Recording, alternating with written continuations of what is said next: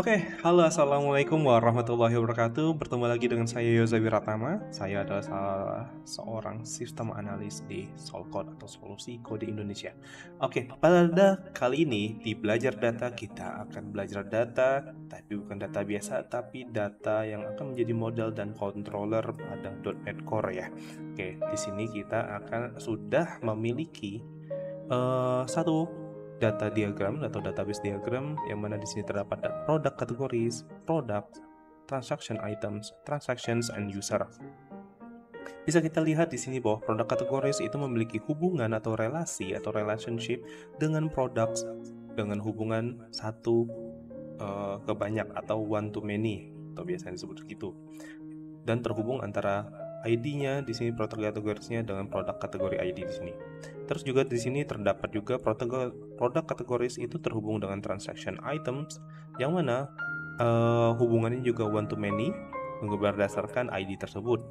Nah, mengapa gitu? Karena ada tujuan di mana transaction item ini perlu menyimpan data ataupun informasi dari produk kategori dan produk ID-nya untuk mengurangi kondisi ataupun join nantinya. Oke, lanjut lagi. Selanjutnya adalah si users. Di sini kita punya data users, yang mana users ini memiliki data username, password, salt, and created add, dan modified add. Yang mana ini juga memiliki hubungan dengan data transactions, di mana data transactions ini akan dibuat oleh user sehingga kita perlu tahu siapa yang buat dan siapa yang mengubah data tersebut. Oke, maka dari itu terhubung dengan data user. Oke, next adalah dari transactions ini itu akan terhubung dengan data transactions item yang mana hubungannya adalah one to many juga. Kenapa? Karena satu transaction itu memiliki banyak transaction items, yang mana transaction items tersebut itu memiliki data produk dan juga data produk kategori. Oke ya, misalnya contohnya ada seseorang datang ke kasir ataupun ke toko, itu membeli 2 wortel. Nah, wortel tersebut untuk satu wortelnya harganya 5.000. Maka dari itu data produk ID dari si wortel tadi itu perlu disimpan di sini. Terus itu selain wortel dia juga beli susu. Maka dari itu pada data transaction ini terdapat 2 item yaitu wortel dan susu.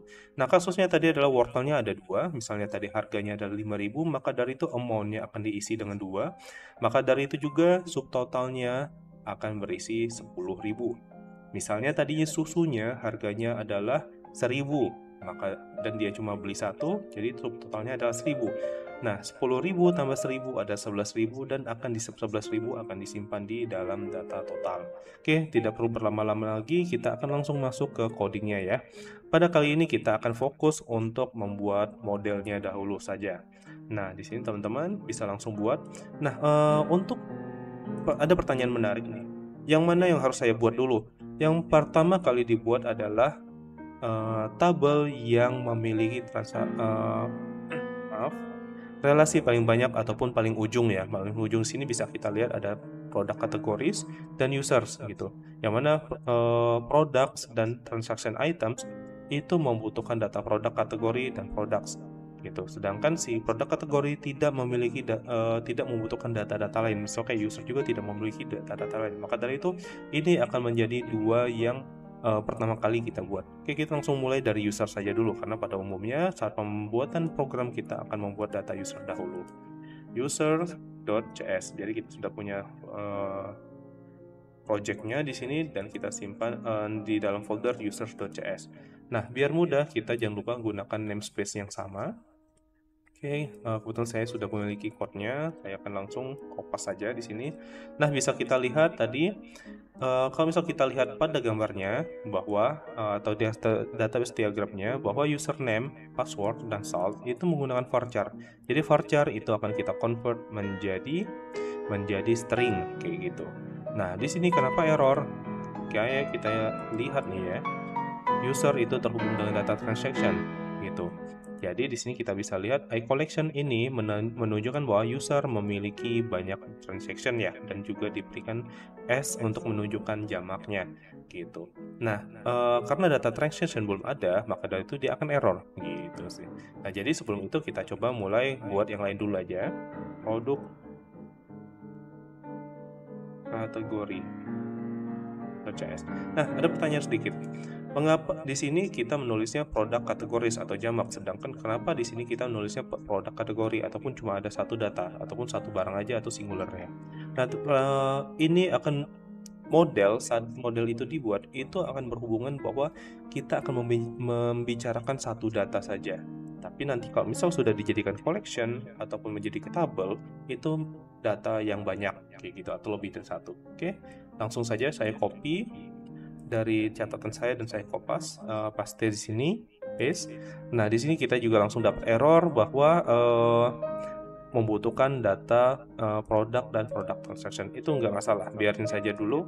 Di sini saya akan menjelaskan bahwa adanya data collection, iCollection. Kenapa gitu? Karena tadi kan dikasih tahu bahwa one to many gitu kan, bahwa produk kategori ini memiliki banyak products dan juga memiliki banyak transaction item. Oke, selanjutnya apa? Selanjutnya adalah data produk ya, .cs.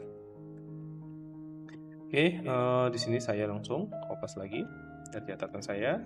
Nah, di sini kita bisa lihat bahwa si data produk tadi memiliki data produk kategori dan ini datanya tidak menggunakan iCollection. Kenapa? Ini karena data dia menunjukkan si produk itu memiliki satu produk kategori. Kalau misalnya menggunakan iCollection, otomatis dia memiliki banyak ya. Dan juga kalau misalnya kita lihat nih di belakangnya, ini tidak menggunakan jamak gitu sih. Nah, selanjutnya apa? Kita tahu nih bahwa si produk kategori dan juga produk itu membutuhkan transaction item, tapi transaction item membutuhkan data transaction. Maka dari itu kita perlu buat data transaction dahulu. Sebenarnya mana yang dahulu dibuat itu tidak masalah, cuma ini biasanya urutannya kurang lebih seperti ini.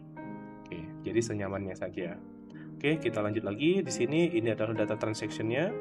Nah, sedikit saya menjelaskan bahwa di sini sudah ada data ID, data date time. Nah, di sini kan ada data transaction add. Nah, ada pertanyaan juga, mengapa saya harus mencatat data transaction add padahal kita sudah punya data created add gitu. Transaction add kan menunjukkan bahwa kapan transaksi itu dibuat atau dilakukan. Nah, di sini kata-katanya harus diperjelas. Transaction add ini untuk mencatat tanggal dan waktu transaksi tersebut dilakukan, bukan dibuat. Sedangkan kalau misal created add itu kapan transaksi ini dibuat. Misalnya gini deh, ada suatu kasus di mana toko tersebut mati lampu nih tanggal 7 ya. Tanggal 7 mati lampu sehingga mereka harus mencatat dengan buku ya, di buku gitu kan.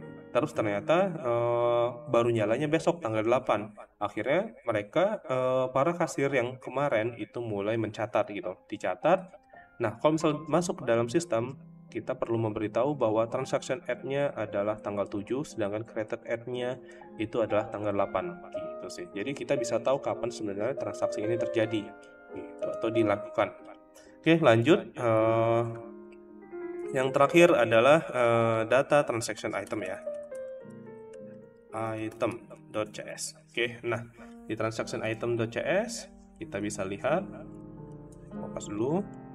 Nah, di sini kalau misal kita di transaction CS ini, saya ulangi, di data transaction itu terdapat public user gitu dan public iCollection transaction item ya. Oke, di sini saya coba tambahin sedikit. Nah, ini menunjukkan bahwa si transaction itu memiliki satu user gitu, yang mana satu user ini nantinya akan menjadi data created by nantinya ya gitu. Jadi untuk sementara kita buat seperti ini dulu. Nanti akan saya jelaskan bagaimana menghubungkan antara created by dan modified by ke data user. Kenapa gitu? Karena di sini cukup menyulitkan untuk orang-orang yang baru belajar coding. Kenapa? Karena akan ada dua data, yaitu pertama adalah creator dan juga nanti akan ada data modifier namanya gitu sih. Nah, selanjutnya adalah pada data transaction item akan ada public in ID gitu. Itu sama dengan ID yang biasa. Ini adalah ID transaction ID yang tadi. Ini adalah produk kategori ID yang tadi dan ini adalah produk ID yang tadi. Terus di sini juga ada price-nya dengan desimal. Nah, kenapa menggunakan desimal gitu? Bukan float ataupun integer. Gini, Kalau misalnya desimal, kita juga bisa membatasi panjang dari angkanya. Misalnya kita membatasi 28, artinya dibatasi dengan 1000 triliun ataupun di atas 1000 triliun gitu. Jadi kalau misalnya lewat dari itu akan terbatasi. Dan juga kita bisa membatasi, memberikan namanya juga precision. Jadi ini cuma 2 angka di belakang koma gitu sih. Jadi datanya itu juga bisa lebih spesifik di sana gitu. Sedangkan kalau misal float itu bisa lebih dari itu, lebih dari 2 angka di belakang koma. Jadi tidak bisa ditentukan secara data type gitu. Kecuali kalau misal kita menentukannya secara business logic nantinya. Selanjutnya adalah di sini ada integer amount untuk jumlahnya, terus di sini ada subtotal, terus di sini juga ada created at dan modified at. Nah, mungkin di sini ada produk kategori. Jadi karena tadinya ini si transaction item ini pasti punya satu produk kategori yang mana diwakilkan dari produk kategori ID, tidak saya kebelit. Terus juga ada data produk yang mana diwakilkan dengan produk ID. Selanjutnya juga ada data transaction yang diwakilkan dengan transaction ID, kayak gitu. Nah, jadi karena cuma ada satu, maka dari itu tidak dibuat jamak atau iCollection. Jadi bisa saya simpulkan sederhana di sini. Untuk user gitu, relasinya menggunakan iCollection transaction seperti ini. Sedangkan untuk produk kategori itu memiliki dua, iCollection product dan iCollection transaction item. Terus selanjutnya adalah produk memiliki relasi terhadap satu produk kategori, tapi memiliki collection dari transaction items. Terus untuk data transactions itu memiliki, mungkin untuk yang user saya hapus dulu sementara, untuk akan saya bahas di video selanjutnya. Terus di sini akan ada public collection ya, jadi kan transaction memiliki lebih dari satu, maka dari itu relasinya memiliki collection transaction item. Sedangkan untuk transaction item memiliki relasi satu produk kategori, satu produk, dan satu transaction. Oke, selanjutnya adalah setelah kita ngebuat modelnya, kita perlu mendaftarkan ke DB Context. Kebetulan saya sudah punya DB Context-nya di sini, dan kan saya coba satu contohnya untuk DB Context-nya ya. Oke, sorry, my bad.